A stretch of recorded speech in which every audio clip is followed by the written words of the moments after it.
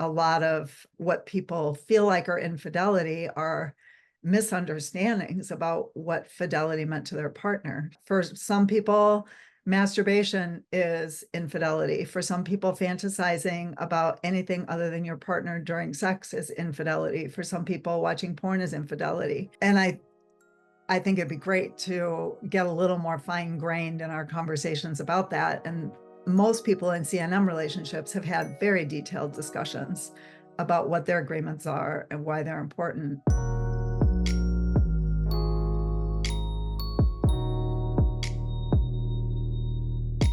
Hello, everyone, and welcome to Sex Positivity Unfiltered, where we talk about sex and we are not polite about it. My name is Lyndsey Murray. And I'm Denise Stratton. And today we have a very special guest on our show, Martha Kauppi, to talk about consensual non-monogamy. In today's episode, we hope to answer what exactly is consensual non-monogamy, what are the benefits, and what might be the challenges in an open relationship structure. Martha Kauppi, LMFT, is a marriage and family therapist, educator, author, speaker, and ASEC certified sex therapist and supervisor. She has a lifelong career in health and sexuality and is a senior trainer of the developmental model of couples therapy. Her private practice in Madison, Wisconsin, specializes in complex relational therapy, sex issues, and alternative family structures, including consensual non-monogamies. As the founding director of the Institute for Relational Intimacy, Martha offers unique trainings to help therapists all over the world become comfortable, confident, and competent in working with relational intimacy challenges and sex issues. She is the author of Polyamory, a clinical toolkit for therapists and their clients, and we will have a link to her book in the episode description. So, Martha, thank you so much for joining us. As Denise and I were talking about covering this topic in an episode and who might our guest be, you, of course, were the first person to come to mind. And just so our listeners know, I've done trainings and groups with Martha before, and it's always really just extremely valuable and helpful to me as a clinician and to my practice as well. So we're really excited to have you on. Thank you. I'm really happy to be here.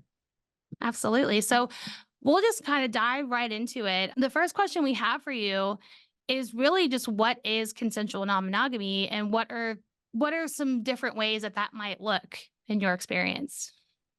It can look a whole lot of different ways. And one way to think about this is kind of the opposite of infidelity. So it's a form of intimate relationship where one, some, or all partners are free to have other relationships, usually sexual, sometimes romantic, depending on the exact structure that people agree on. And everybody who's involved is aware of the relationship structure, hence consensual. Mm-hmm. And there's more than just two people in the relationship, the larger constellation of the relationship, hence non-monogamous. So consensually non-monogamous. So the range is anything from swinging or the lifestyle to polyamory, which can, and in any category that you might try to draw, there's infinite variation. People design their relationships to fit themselves. And so there's a lot of, I can't really answer a question about what does that actually look like.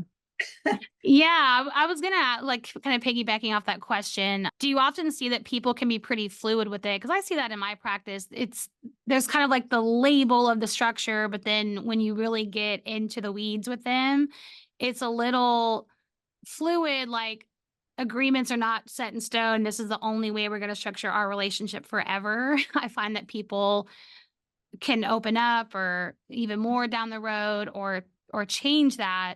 I didn't know if you saw that in your practice as well, that things can really change and grow, I guess.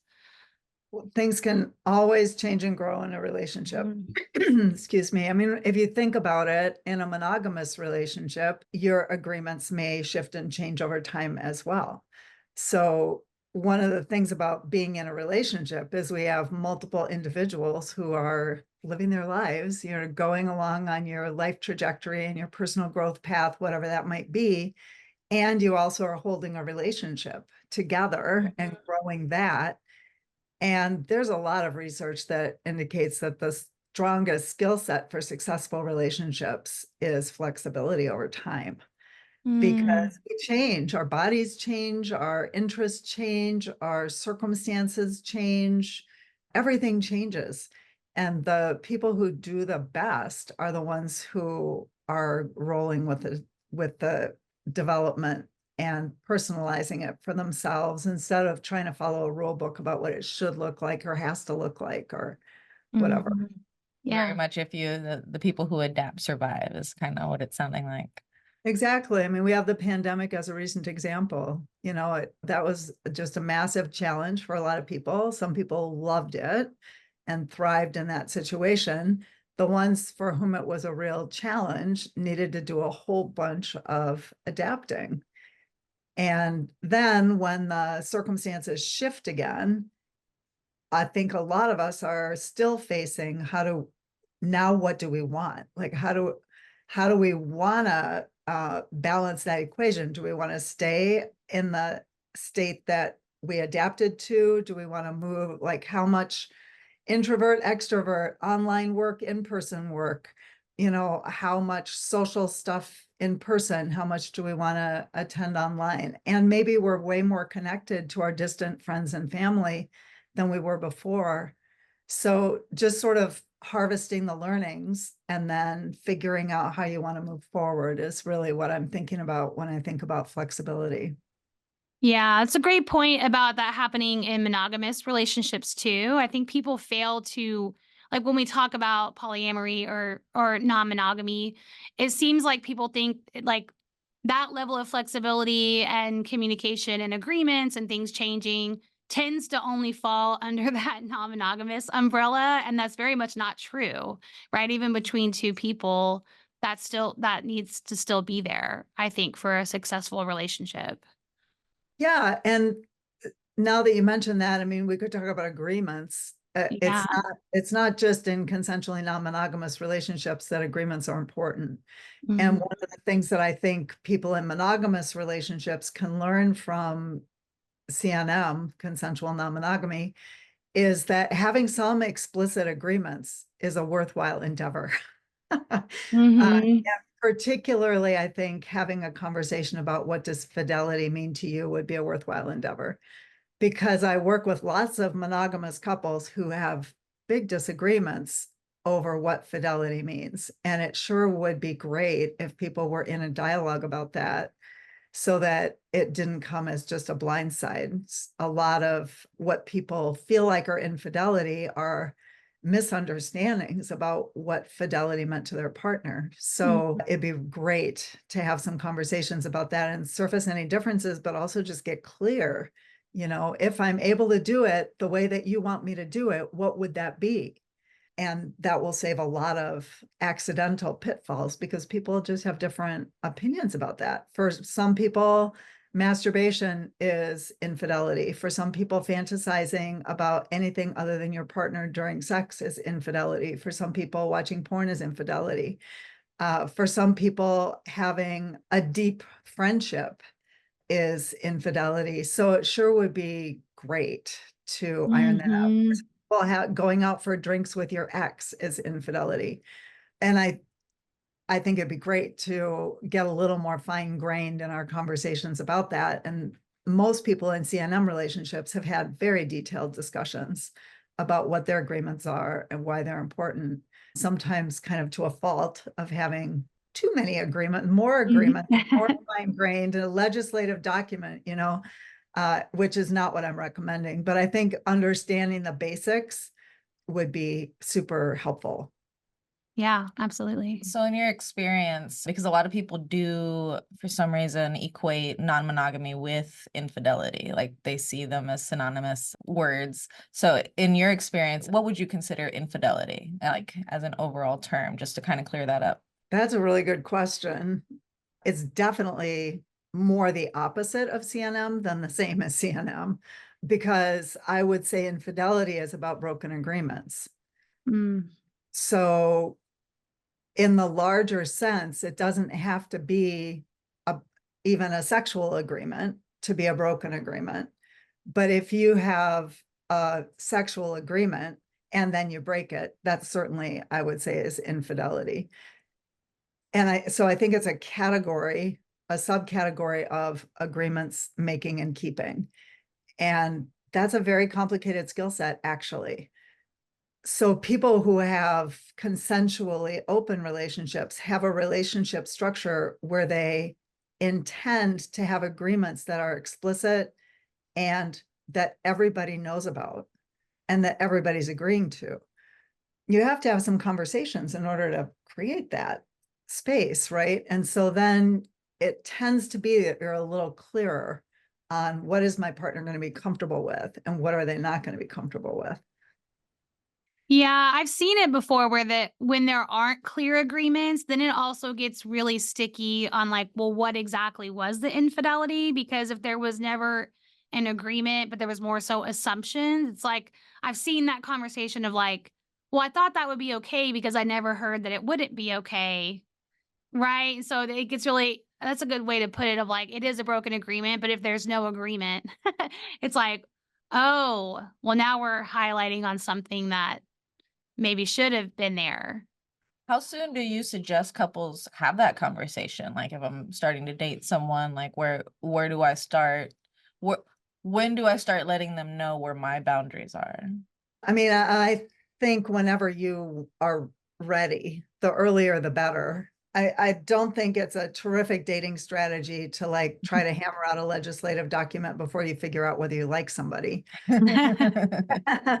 But, maybe at the point where you start to have feelings and feel pretty invested and be putting a fair amount of time into it, I think that's a good time to start just checking to make sure you're showing up really authentically so that you can begin to gauge how good the fit is.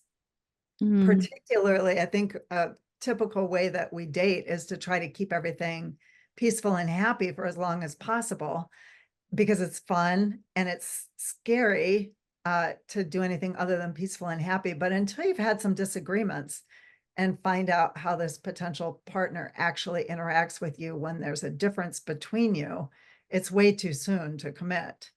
So at some point, you sort of have to show up authentically, have some disagreements, say what's actually true for you. Don't put your special face on, don't put your special clothes on, don't cook a special meal. Do you the way that you would like to do you for the next 50 years and find out if it feels like a good fit. Mm-hmm. That's good advice. Because I dabbled in trying to get into polyamory a couple years back, and one thing that I found very refreshing that I wasn't ever used to was just the ability to really be authentic and communicate and learn how to communicate. Because to me, I always thought I was a good communicator, but polyamory will definitely tear that thought down very fast because you do have to be kind of willing to disclose things that you normally wouldn't ever want to disclose in a monogamous relationship just because you don't want to ruffle the feathers or, make someone unhappy or make, cause any feelings that you don't think are necessary, right? So that was one thing that I really, really enjoyed about the polyamorous lifestyle, but also is very difficult to do. It's difficult to do both on the giving and receiving end of that communication. It's challenging for sure. But when you think about it, imagine you're in a monogamous relationship and you're trying to build the skills that you need to not have infidelity. Okay, so just having a strong bond, a strong monogamous bond, does not protect you from having attractions to other people. It's just a thing that happens. We develop interests, we meet people, we do stuff, we have vulnerabilities. Somebody comes along and it feels interesting, enticing, curious, right? And if you're not prepared to deal with that in some way, then you're very vulnerable to infidelity. Mm-hmm. And one possible way of dealing with it is to talk to your partner about it and say, I've got a crush on this person at work, which suggesting that conversation makes the blood run cold for a lot of people. Yeah. It's like a freaking terrifying conversation. But if you're in a vulnerable place and the person at work that you've developed a crush on is giving you a kind of attention that you're really longing for, or is interested in something that really lights you up and that you've kind of squished down or put aside for some time, you're very, very vulnerable, both to moving toward that relationship and to moving away from your partner. Mm. Now, in a consensually non-monogamous situation, you might feel a desire to move toward that other person, but you are being challenged by your relationship form to stay connected with your partner while you do it. And so it's already, that is a more relational way of handling that kind of a situation. Yeah. And I love it because it really debunks the sort of cultural overriding myth that if we had the right relationship, the right partner, we wouldn't ever have feelings for anybody else. What a load of crap. I was literally just about to ask you, because that's what a lot of people think. Like, my partner, if they really loved me, they wouldn't ever even think about anybody else. Like, what would you, I guess, what would be your response? A load of crap. I don't think so. I mean, I think attraction is a form of energy, and it is so complicated. Attraction and desire are so complicated, but they are a little difficult to control intentionally, especially if you're not being intentional about it. So the more you're in denial about the possibility that you could have feelings come up, the less likely you are to handle it well when it does. Well, and people feel a lot of guilt about it too.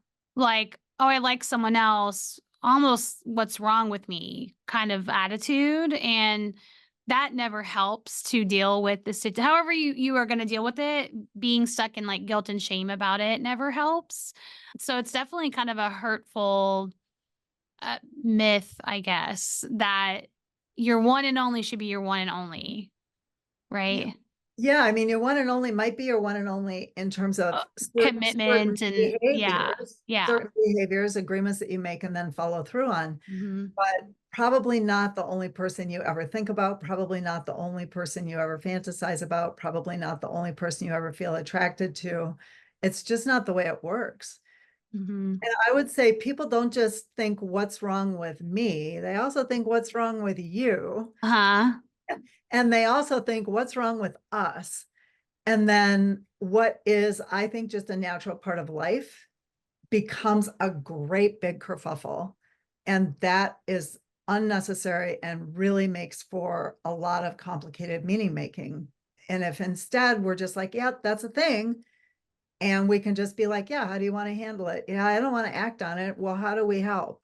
You know, how will we set this up so that you don't feel vulnerable to act on it? Well, honestly, we haven't been spending as much high quality time together as I would like. And I would really, you know, maybe if we spent more high quality time together, I would feel less drawn to them. Or I haven't had any time to myself to pursue my own hobbies. And so they're interested in something I'm interested in, that feels really like a vulnerability. And maybe if I had some time on my own and I could recharge and I could pursue what interests me. So to just begin to think like, where is your vulnerability here? But that requires a level of insight about agreement making and keeping that can be kind of a challenge, like to begin to feel like, ooh, my partner wouldn't be comfortable with that. So as you were saying, Denise, your one choice is, so I'm going to go underground with it. I'm going to just muscle up, use willpower, and we will not discuss this because it'll ruffle feathers unnecessarily. Or I'm going to actually, within myself, acknowledge that I have a vulnerability here and I'm going to handle it. And I might handle it within myself. I might handle it relationally, but I'm not going to avoid it. Mm-hmm. I like that. I like that a lot, because I see it all the time, or I don't see, I experienced it all the time, mostly with the other partner, but even within myself as well too. So I've done the polyamorous, where I was very, I guess, upfront about my polyamorous lifestyle, and then this relationship that I'm in now, I'm married, very happy to my wife, but she's monogamous, so I'm in a monogamous relationship. And then transitioning from being in open relationships before her to now being in a monogamous relationship, there was a level of adaptability there that was difficult for me to transition, but I also started realizing the positives that I took from polyamory, like communication and honesty and authenticity, that I really, really loved. But also I started realizing that there's a level of monogamy where my wife almost looks at it as a level of respect to not disclose certain things, to handle it on your own, right? Because the way she sees it is, and I don't mean to single out Sam, I love you, we're okay. I'm just using you as an example right now. But she sees it as it's disrespectful for you to tell me that you have attractions to other women, because that's how monogamous, I guess, society and structure is. And so we've gotten through that now. She's okay with it. But at first, I feel like that's like the norm. That is the common almost misconception, that there is a level of respect that if we do have these feelings of attraction, if we like, it's something that we don't discuss because you're pretty much telling me I'm not enough for you, is the reaction I get, right? So it's actually nice hearing you say that it should be something that is acknowledged, whether it's relationally or internally. I feel like most people try to just acknowledge it internally and kind of shut it down, like we said. But I do enjoy the fact that I'm assuming you have monogamous couples that do share these thoughts and are totally fine. Well, you and Sam did. So you're actually describing what I'm recommending. That rather than assuming what your partner would be most comfortable with, that you have a conversation about it. And you did that. And then Sam shared what she prefers, and you're honoring what she prefers. So awesome. You ticked the box of have an explicit discussion and then tailor your agreement to the actual humans involved in the situation, rather than making an assumption based on your past relationship or our whole culture at large or some subgroup or what have you. Like all of the assumptions are going to shoot you in the foot eventually. So just to say, what does fidelity mean to you? I mean, it sounds like to Sam, one thing it means is if you feel something for someone else, you handle it and protect her from it. And that's a perfectly reasonable stance. Sure is nice to know, right? Because then you're not going to come home and say, I had a really hot conversation at the water cooler today at work. But on the other hand, there are certainly people who feel differently than that, who are like, if you have feelings about somebody else, I want to know it. I want to know who they are. I want to know what's going on. I want to know what's on your mind. I want to know how you're handling it. I want to know all the things. And then there's everybody in between. And so we can't make an assumption about what our partner wants without actually asking them. I like that. Yeah, when you assume, you make an ass out of you and me, right? That's what my daddy always told me. That's an Okay. oldie but goodie. Yeah. Well, speaking of assumptions, I guess that kind of brings me to my next question. What are some common misconceptions that you see whenever like you even bring up the topic of consensual non-monogamy? The biggest misconception by far is that it can't work or it doesn't work in the long run. It is a massive, massive misconception, total myth. Doesn't work for everybody, but neither does monogamy, I gotta say. And by the way, an open relationship is not the only alternative to monogamy. There's also infidelity, and there's a lot of it, right? So there's a lot. I mean, ask any therapist. There's way a lot of infidelity. Yeah, I'm saying that for my therapist hat. It comes up. It's so funny. It comes up so often, and sometimes a couple for a while, and then I've had it happen 6 months in. Well, there was an infidelity 5 years ago, or they don't always say it right up front. So, anyways, I'm smiling because yes, from experience, it happens so often. Yeah, for sure it does. So I would call infidelity non-consensual non-monogamy. And so when we're talking about consensual non-monogamy, yeah, it absolutely can work. It can stand the test of time. I know people who have been in their open relationships for decades, many decades.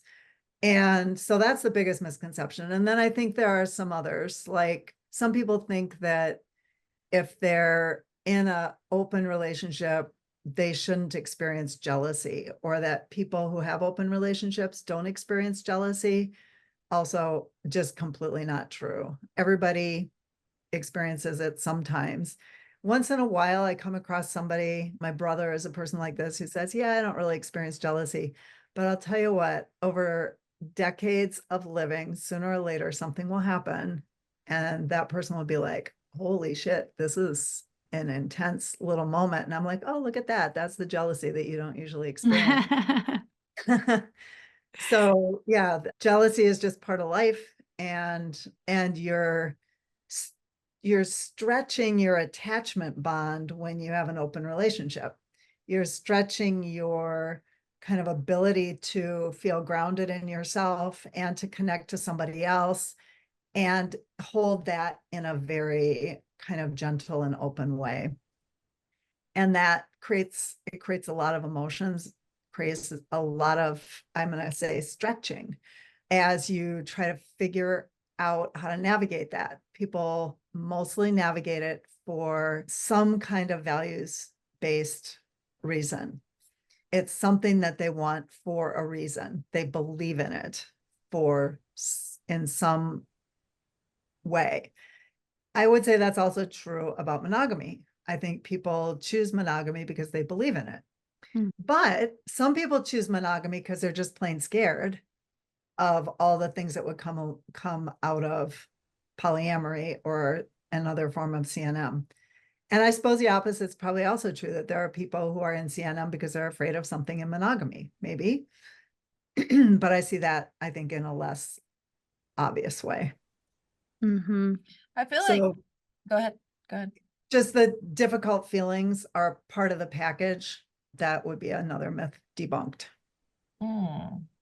I feel like this generation that's coming up is actually the most I've seen as far as how often I see people who are engaging in, whether it's friends with benefits, open relationships, or actually engaging in what they identify as polyamorous. Yeah, I'm seeing it as way more common now. Unfortunately, and this was my experience as well, because society pretty much the only blueprint you have is for monogamy, you don't exactly know how to even begin a polyamorous relationship, how to find someone who is open, how to have those conversations. And this was a mistake I made a lot, was I thought that being in a polyamorous relationship and learning about communication, honesty, and authenticity, that meant that I just had no filter, and they had to be okay with it. And obviously I've learned since then, but that was my that was my first misconception. So I guess, what would you say to someone who's just kind of wanting to maybe even just dabble into the knowledge? What are like the big pillars that you definitely want to drive home? About how to do it, about what makes it work, about what makes it work? Because a lot of people, like you said, don't think that it works for the long term. They think it's just they're just doing this right now because they can't find anyone that they really, really want, that's really connected to them. Like, how does it work? Yeah.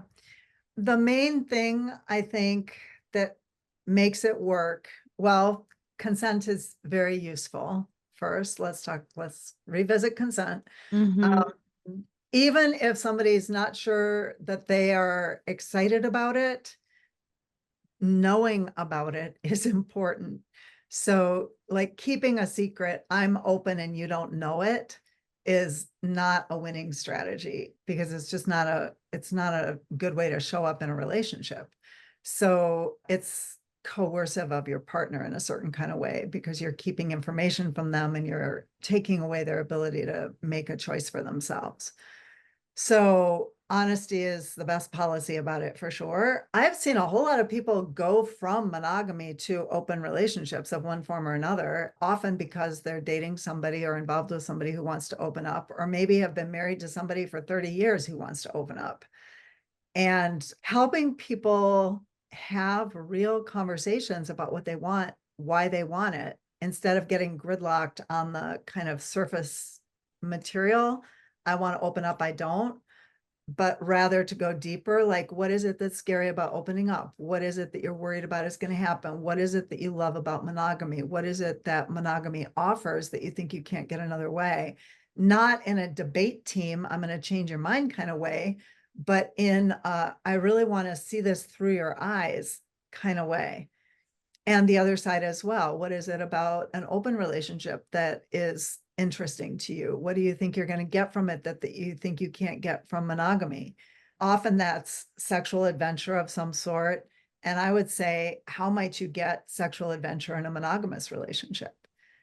And also a more monogamy leaning partner might want safety and security, dependability and predictability along with monogamy. And I might say, just hypothetically, how would you set up an open relationship so that you had dependability and security and safety? Because those qualities aren't actually mutually exclusive to one kind of relationship or another. So if you can help people have a conversation about the quality that they want to experience, then together they can begin to craft a very unique experiment of how they might try to get that. And then run the experiment, assess how did it feel, what went well, what didn't go well, how would we tweak this experiment to continue to explore whether we can find something that works really well for both of us. What skills would you develop that would help you handle it? What supports would be useful? Do you need to meet some people who are making it work, find out how they're doing it? Do you, or do you need to maybe talk to some people in monogamous relationships who are deeply happy and sexually adventurous over decades of time? Like, let's go find some role models and figure out how to craft exactly what we want.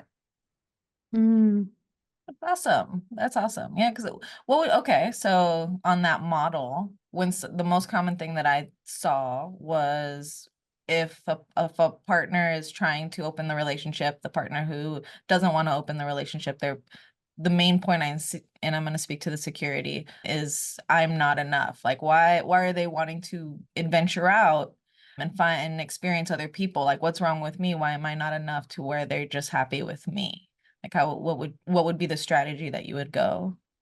Well, I'd be curious to ask the person who wants to open up how they would respond to that concern. Because what I think about it is almost irrelevant, but what's actually true for them is going to be very important in that situation. So how does that person construct it?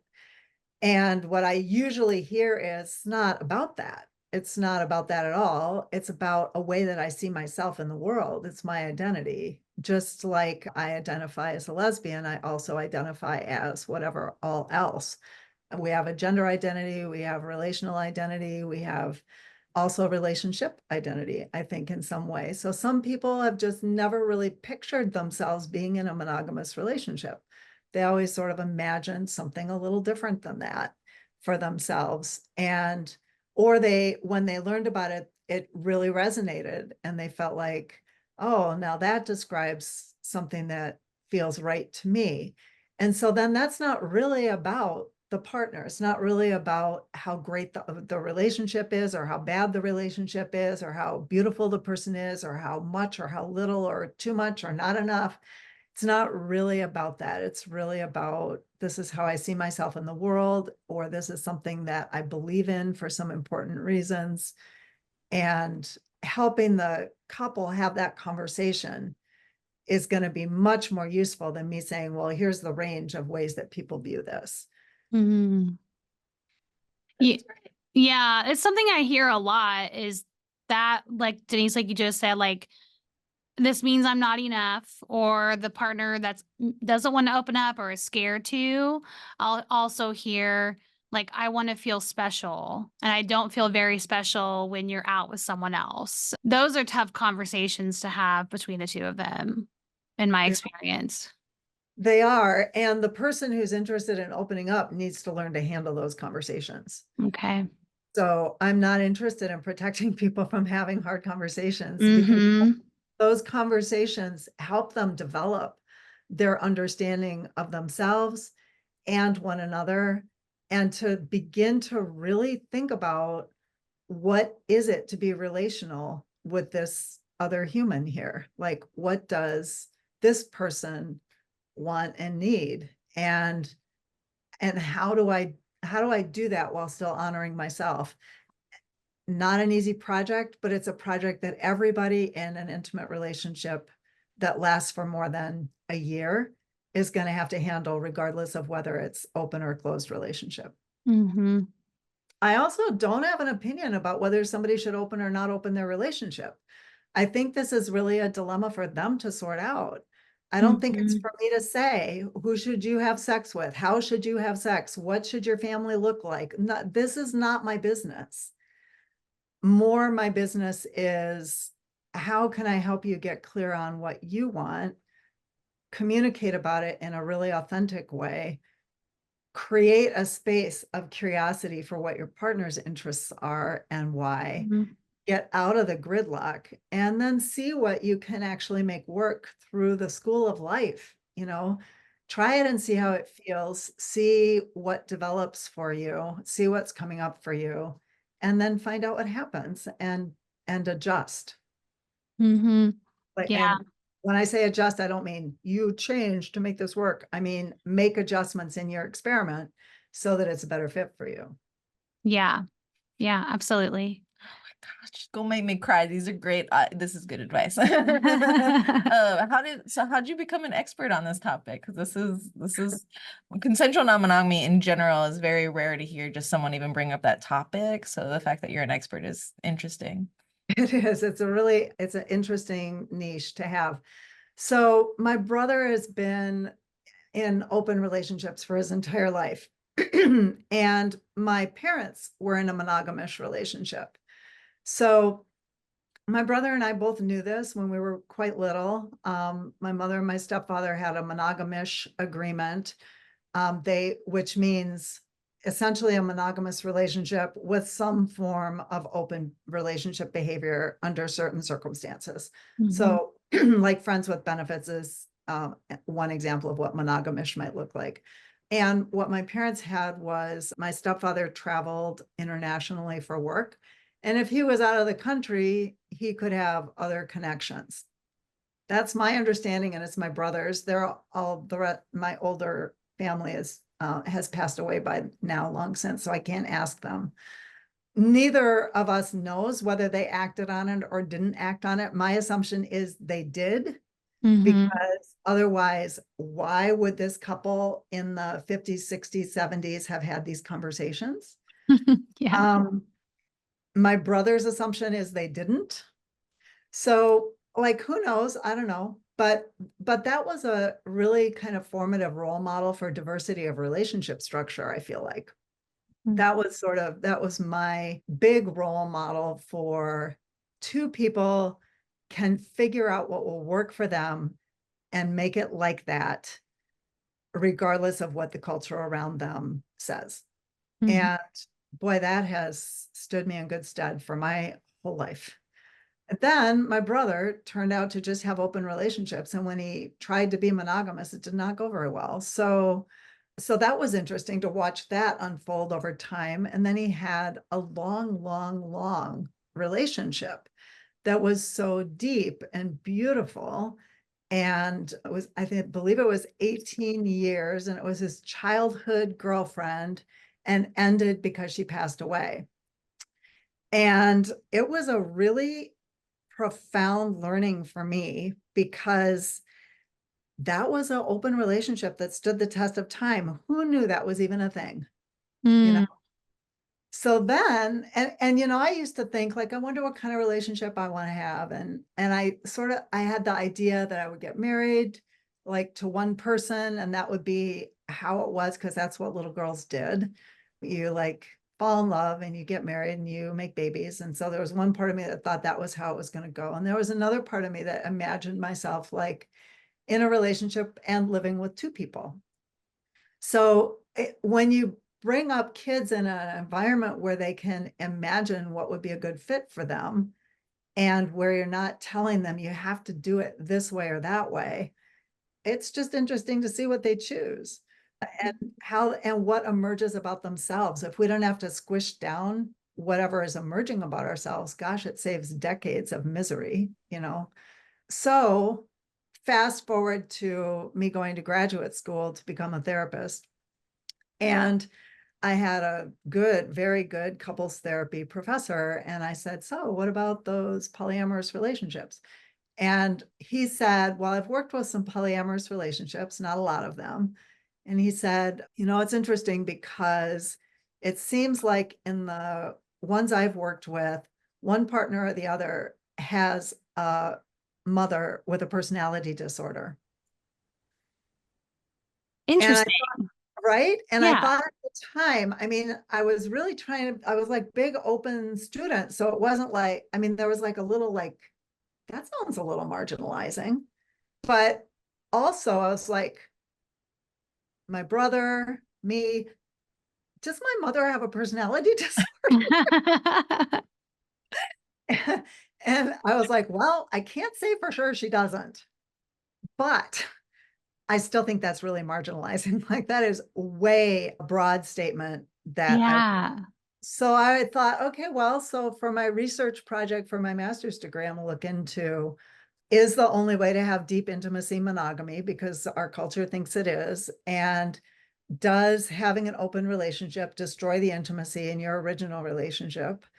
And can an open relationship stand the test of time? Because the evidence of my eyes in my queer community and my brother's life was this can work. Mhm. And the evidence of the culture was this cannot work. And even this professor that I really respected a lot was like, there's something a little odd about this. It's a response to some sort of psychopathology. And so I was like, I'm digging in because my brother's relationship with his wife was gorgeous. And so how does that make sense? Even if mom has a personality disorder, I still don't think there's something wrong with this relationship. Mhm. So it just was a growth moment for me. And I did a research study and debunked a ton of myths. And then the next thing immediately that happened was in my practice, I work with a lot of people with sexually marginalized situations or issues, just because I'm able to have conversations about stuff that many people in our culture don't want to talk about.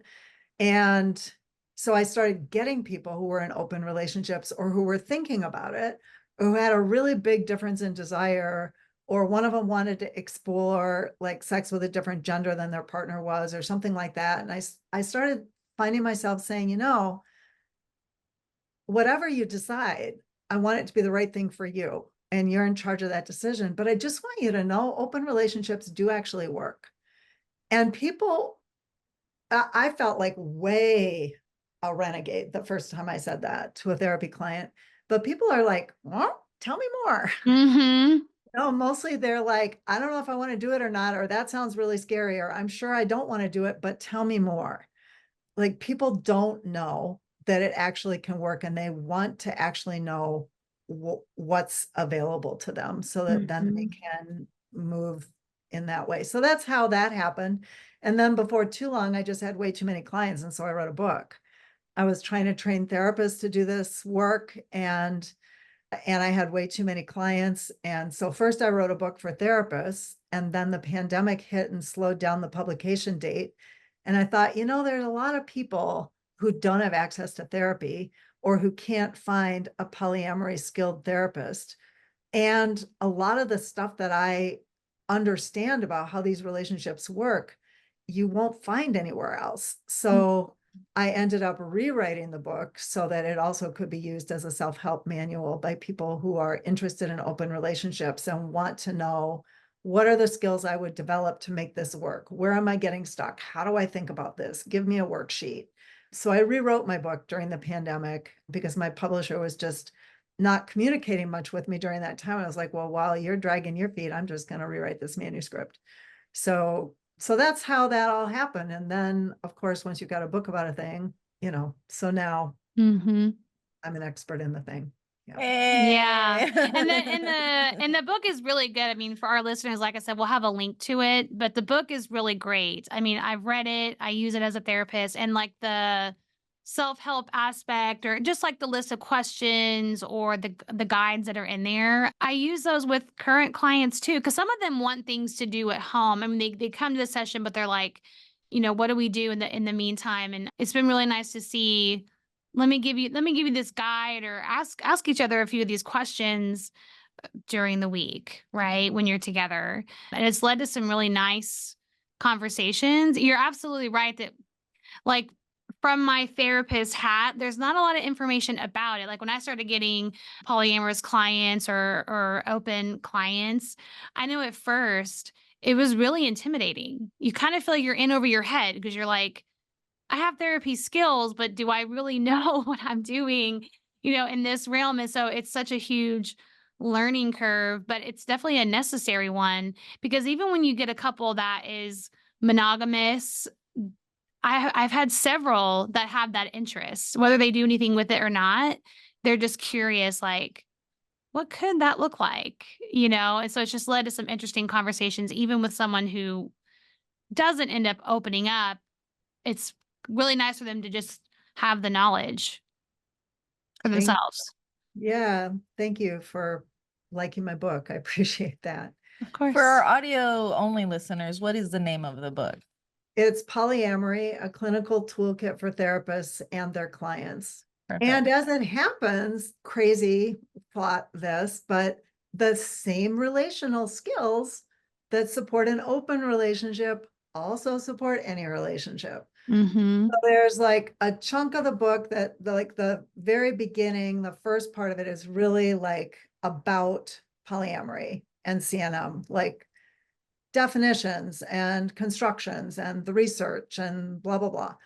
But the whole rest of the book is how to build the relational skills with these kinds of situations. And so there's a big chapter on jealousy, and there's a big chapter on a monopolyam situation where one person wants to open and the other doesn't, which you might think that's a polyamory problem, but it's actually an impasse. It's just an impasse, like any other impasse that a couple would have. For instance, it's an emotional impasse, but think about something like, I want my aging parents to come live with us for their end of life, and my partner does not think that's a good idea. That's another example of a big impasse that's deeply emotional. It's identity and values rooted, and it's very important to iron it out because it's big.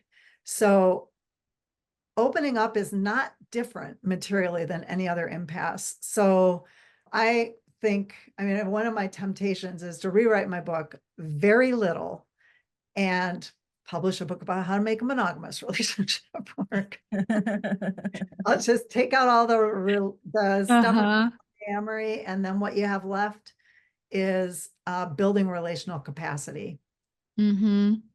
You definitely could do that, because I know the more I learn about this aspect of relationships, it has changed almost my overall practice, or like my couples therapy approach. It's changed it for the better, I think, because you really can apply it to so many different situations, right? It's not just, here's how to work with an open couple. It's more like, here's how to work with a relation with multiple relationships, just to get those conversations going. So it's a really nice way to think about it.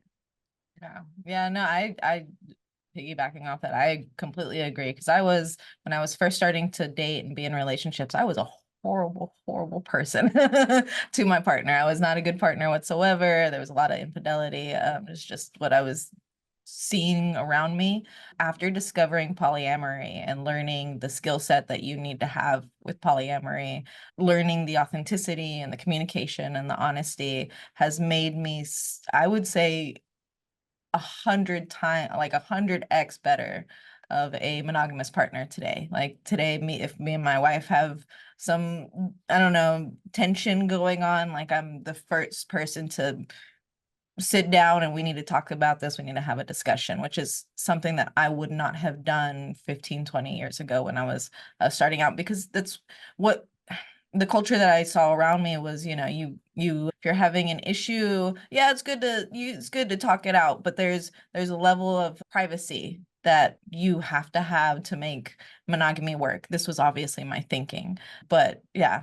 So now I feel like the structure of polyamory, that the skills that you get, like you said, are involved in all relationships and for the better. Good for you for going through that big developmental shift. That's huge. Oh yeah. Thank you, polyamory. But like Lyndsey said, when I was first starting out, I had no idea. There was no research. I mean, this was decades ago when the internet wasn't even that good. So like I could put into Google, hey, what is an open relationship? How do I get this started? How do I be polyamorous? And yeah, I would find, like, I think I found a TED Talk. I've which I've said shown to Lyndsey before. But yeah, I found a TED Talk. I found maybe like an article or two, and then I found a polyamory group that was in my area that I did attend one meeting. I brought a friend along because I was scared, but I did attend one meeting, but I felt so out of place because I was very young. You know, I discovered this when I'm in my 20s, my young 20s.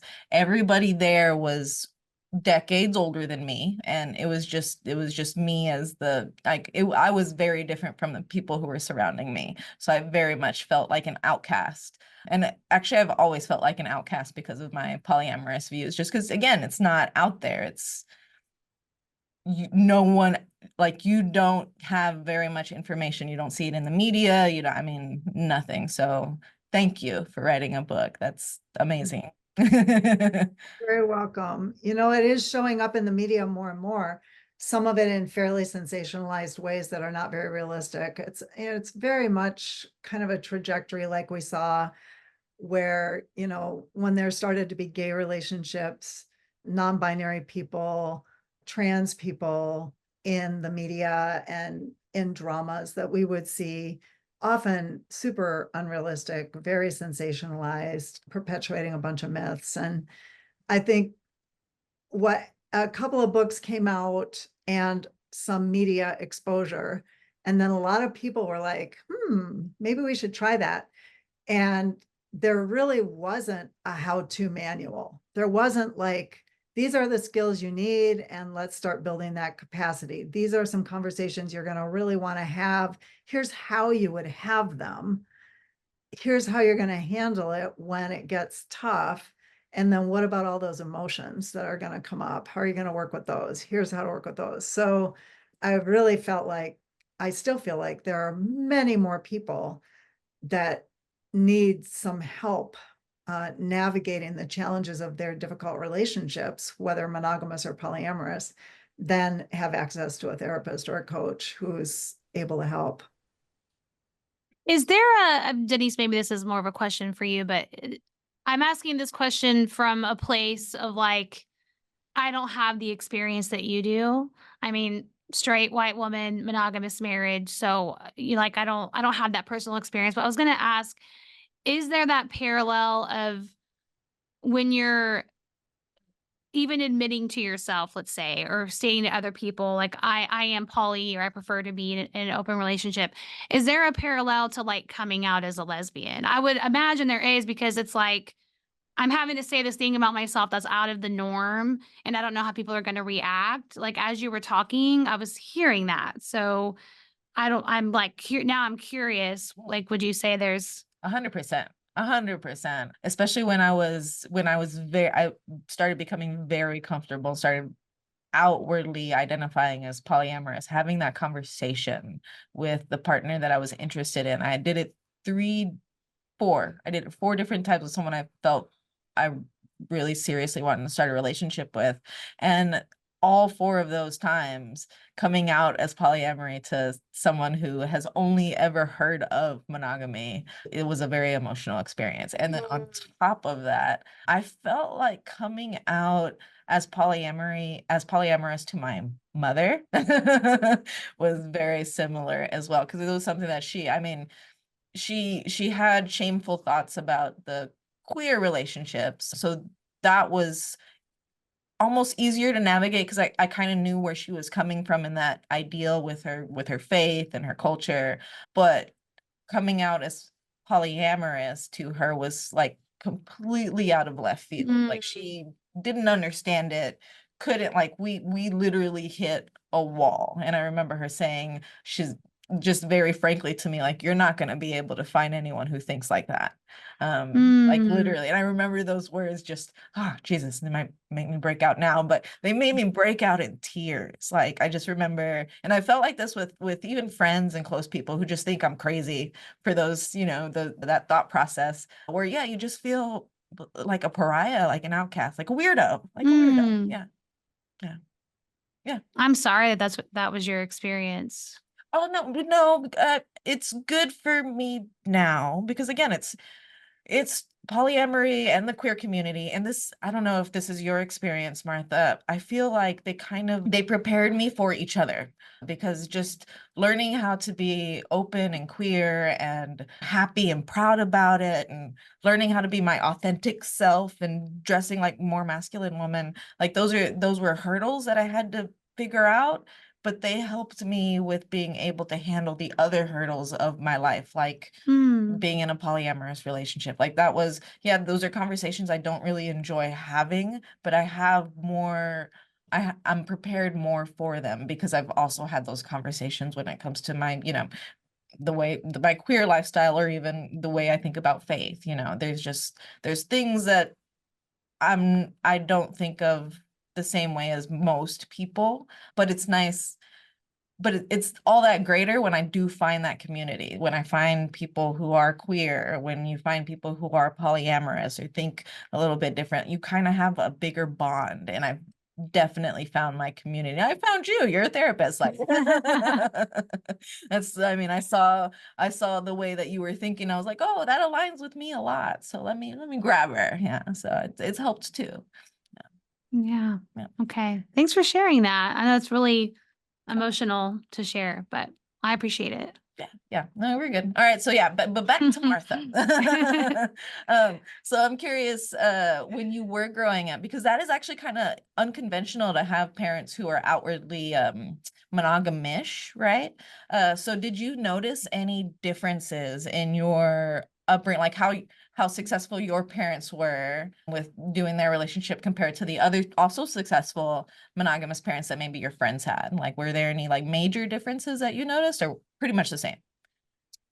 My parents, my mom especially, really believed in talking about stuff. So I think there was a lot of frank conversation.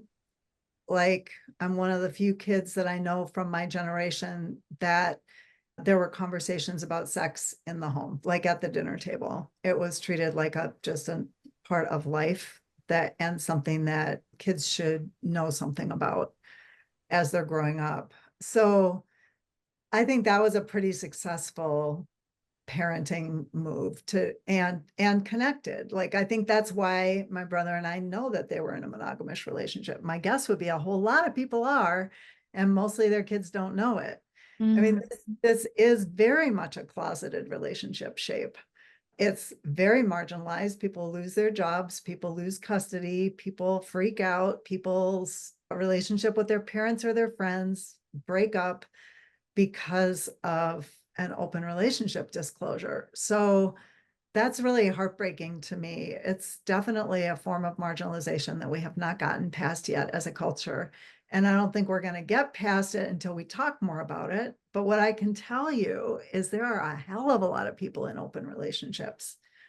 There are a lot. You are so not alone. You are not an outsider. There is an entire community. And because it's a closeted community, it's a little difficult to find. Yeah. It's also regionally different. So in more liberal areas of the country and of the world, you're going to see more of it. And in more conservative areas, you're going to see less of it, and the closet walls are going to be a lot thicker. We're in such a weird area because we're in Dallas. So like Dallas County is pretty liberal and I feel like people are open. But you know, you drive 2 miles down the road and it's suddenly very conservative. I mean, it's like we're kind of surrounded by a lot of closed-mindedness, but then like the area we're in is not so. But it's like it's so close together. What is it like in your area in Madison? I'm in Madison, Wisconsin. Madison is a pretty socially liberal place surrounded by a great big red state. And there's a lot of open relationships here, and there's some community around it. There's a meet and greet that's been getting together for a really long time, called Poly Cocktails. And there are Poly Cocktails groups all over the country, I believe. Another place to look is Sex Geeks, which is a meetup about sex and sex issues, but there's a lot of overlap. There's a lot of overlap between the queer community and the CNM community, and there's a lot of overlap between the kink community, the queer community, and the CNM community. And I think these are all groups that are marginalized, and I think partly they're overlapping because we are thinking uniquely and individually about who we are and what kind of relationship we want to create.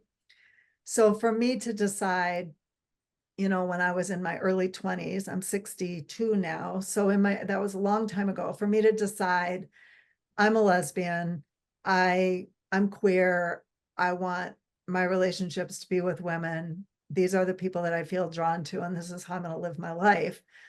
That took an enormous amount of individuality and self-confidence and willingness to have hard conversations and all that. Once you've done that, like you were saying, Denise, it makes it a little easier to do it the next time. And there's kind of a practice of wondering, who am I and what do I want?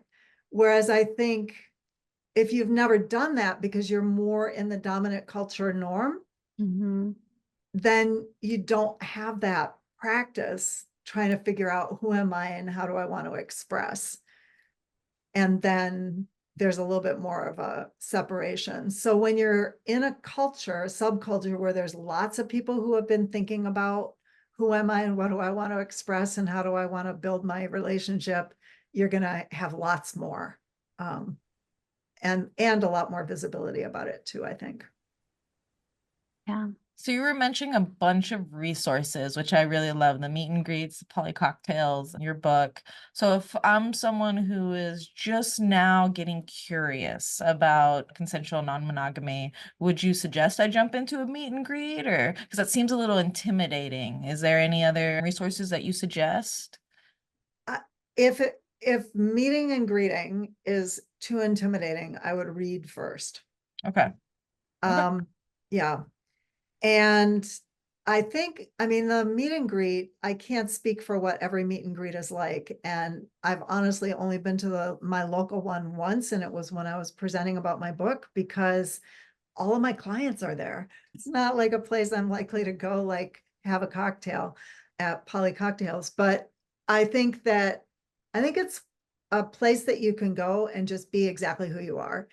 And at least around here, what my clients tell me is it's really common for somebody to go and just kind of go from table to table and interview people. Like, are you in an open relationship? What's it like? How's it been going? And just to meet somebody who's able to say, yeah, I am. And this has been bumpy and this has been lovely. And this is how we've navigated it. Just be aware that, of course, who you're meeting are unique individuals who are there on that particular occasion. And you're not going to be, if all you hear is negative stuff and people really struggling with a really hard kind of emotion or whatever, that is not the whole sample size. That just happens to be your sample size at this particular event on this particular day. So I would encourage people, if it's something that interests you and there's something about it that lights you up, trust that, go with your gut, explore what you want to explore, step out of the mold a little bit, see how you like it. And don't feel like you have to just go like, now I'm polyamorous and this is how I am, this is how it's going to be forever. Just run an experiment, see how it feels, and then let yourself evolve in whatever way is natural for you. It's awfully hard to figure out what's natural for you if you never explore. Okay. Okay. All right. Do you have any more questions? I have for her? some rapid fire questions if you're okay with that, Martha. Just quick, because I looked up pretty much the misconceptions and the rebuttals a lot of people have, like the common questions. So if you're down to answer them, I'm down to spit them. Sure. All right. So the first one is it ethical? Ethical to whom? I like it. Yeah, yeah, good. Okay. Is it just about sex? Usually not. It depends on the form of CNM. Polyamory is more about romance, usually also sex, and other forms of consensual non-monogamy are more likely to be more about sex and less about romance. So there are some distinctions there. It seems unnatural to not be monogamous. There's a fair amount of evidence that monogamy isn't all that easy to accomplish, cite infidelity. So one might ask the opposite question. It doesn't seem like humans are really designed for monogamy. How do we actually make monogamy work given the challenges? I think it's an irrelevant question, honestly, whether it's natural or not natural. I'm interested in what do you want for yourself, and are you able to find a way to be happy in that way? And if you're happy and your partners are happy, I'm not sure what like natural to whom and about what, right? Like who wrote the book about what's natural? I love it. I love it. Okay. How do you manage the time? There's, one person seems like a lot already. That's a question I hear often. It's just, there's not enough time. Oh, well, if there's not enough time, don't do it. Okay. The thing there's not enough time for is sometimes all the communication. I mean, the transitions tend to be challenging, and I think we should be taking time into consideration in many areas of our life more than we do, actually. So I'm wondering, where are you wasting time that you're really giving away life force when you could be using that to create an experience for yourself that's juicy? And this is not an answer that's about polyamory, by the way. So if what would be juicy is going to a games night, then make time for it and get off of social media or whatever. Or if social media lights you up and you really want to have time for that, figure out how you're going to make time for the thing that gives you the juice in your life. And if you have a one relationship that you're not making time for, maybe don't go get another one. Look at why it's hard for you to make time for one. And just take into account, we're dealing with real humans here who need and want and deserve attention. So these people are not commodities. We don't just use them for our pleasure and then disregard what they want. So it does, in fact, take time to be a relational human. I love it. That's great. Yeah, if you don't have any. I have last two things. First is there any last thoughts you want to give on this topic that we haven't already covered? Just like a last little Martha quote, I guess. That no pressure though. Putting you on the spot. Well, I feel like my ethical to whom answer was a little on the flip side. I mean, but it does speak to kind of whose values and mores are you following and why. And I'm a bit of an individualist in a very relational way. So I am not going to follow somebody else's rule book about what's right for me, but I'm going to hold myself to a very high standard of what feels right to me. And that's going to involve honesty and integrity. So I think it's a little hollow to say it's only ethical to be monogamous and then go have infidelity. I'm thinking, okay, wait, hold on a second. That doesn't align with my values at all. So I think it's important that we be in integrity with ourselves. And I don't think anybody knows what is sort of truly okay and not okay, other than through the lens of, is my partner happy? My partner is happy. So if I'm happy and my partner is happy, I think we're good here. Yeah. Beautiful. Well, I mean, the big takeaway, honestly, from all of this conversation is just that all of this is very nuanced because every person is so unique. Like if I even get that question, like, how do you open up? It's like, I almost think that's an impossible question to answer because who am I talking to? Like who are the people asking that question? So you kind of have to take it like for the nuance that comes with it, essentially. Yes, that said, I do have a free ebook called 8 Steps to Opening Up. So, I mean, if somebody's curious about what that is, and it's material that's not in my book, I wrote the ebook long after I wrote my book to meet some questions I was getting about. So where do I even start? Kind of the question Mm-hmm. you're asking me. And so I wrote an ebook about where do you even start? And spoiler alert, first you think about it, learn about it, talk about it. But there's more. I've broken it down a little bit. Yeah. Amazing. Amazing. All right, yeah. Yeah, that was going to be the last thing was just, a moment for you to promote yourself, which I think you've done throughout like your book, your ebook. And for all of our listeners, we'll have a link to those as well as your website and social media links. We'll have those as well. Is there anything else you want our listeners to know about where to find you or any products that you have? Yeah, absolutely. And thank you. I really want to provide information to people for free. And also, I obviously teach paid courses and stuff, but I have a blog that's free and it's searchable. So, boy, I have written so much about how to be relational, how to have an open relationship, how to have a sexual relationship, how to deal with a desire discrepancy, how to be a more differentiated human and speak up for what's true for you. Diversity, asexuality, what does that have to do with desire? How does that fit with polyamory? Like it's all on my blog. So if you just aren't tired of hearing from me yet, there is a blog and it's like practically endless. And then I also have a bunch of ebooks that are all free and on a bunch of different topics. And one of them is repair. So if you've been hearing me talk about infidelity and you'd like a little help recovering from infidelity in your relationship in a way that can help open the door for whatever the next steps are for you, I did write a book about it. So that's the repair ebook. And then the other one about CNM specifically is 8 Steps to Opening Up. All right. Awesome. So lots of good resources for you guys that are listening in and we'll share all of that. All right. So before we close it out, I'm going to ask you our normal closer question that we ask all of our guests on this podcast. So give you my spiel. So just so you're aware, this is very much a sex positive podcast, concentrating on the sex positive movement, which the 3 things that I've learned from the sex positive movement are number 1 is consent is key. You need consent for everything you do with any relationship, any interaction, to be honest. And then second is that we're big on diversity, inclusivity, all different types of relationship styles, bodies, cultures, identifications. Like we accept everybody, no judgment. And the third one, which I think is also one of the most important ones, is the thought that we should be preaching inclusive and comprehensive sex education. I really, really, really believe in that pillar.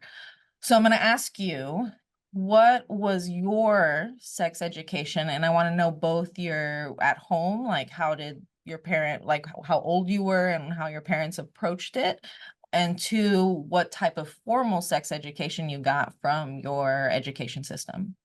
Yeah, what a great question. I got sex education in the home from my mom at the dinner table, as I mentioned. I was at the dinner table hearing her talk about sex and sex issues with my brother, who's older than I am, and then also myself. And I think the sex education she provided was pretty good.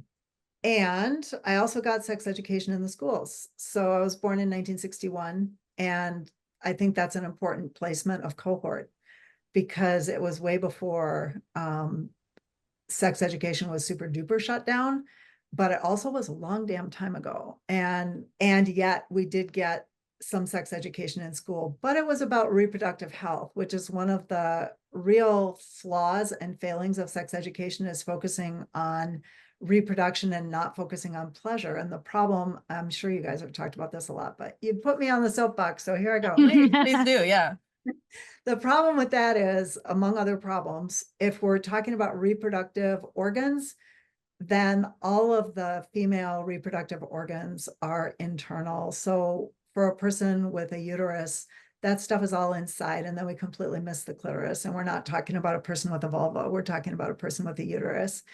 And that is going to skip right over pleasure. So then we have a whole lot of people with vulvas who do not know they have a vulva. Mhm. And they don't know what a vulva is, and they don't know what a clitoris is. And we have an entire culture of partners of people with vulvas who have no idea what a clitoris is. And this is really a problem. So I think people with a penis have a little bit of a advantage there because the reproductive organs and pleasure organs are much more overlapping in that way. So anyway, I did get sex education about reproduction. And then I learned a lot. I was a midwife for a long time. So Oh, awesome. I did sex education and also obstetrics and gynecology, basically. And that was an education and reproductive health for sure, but also I have always had an interest in sexual pleasure and have taught myself about it and taught my clients and patients about it. And then I worked at a Woman's Touch Sexuality Resource Center here in Madison, and my job title was pleasure specialist. That is the most badass title. Yeah, and I'd like to say once a pleasure specialist, always a pleasure specialist. And in training for that job, I had about 80 hours of education specifically in sexual pleasure, how arousal works, how sex works, and pleasure in the body. So that's my sex education over my lifespan. Wow. That's awesome. Yeah, we're from Texas, so it's don't have sex is the education, is the basis of the education. So we've had to do our own work over time to kind of come up with our own. So thanks for answering that. That was a really awesome answer. Pleasure specialist. I'm going to have to remember that. Oh, right. I want to say something about abstinence. What I say about abstinence is like every other form of birth control, it only works if you take it out of the drawer. Yes. Accurate. Abstinence does not work if you don't use it. Neither does any other method of birth control. You're going to have to use it if you want it to work.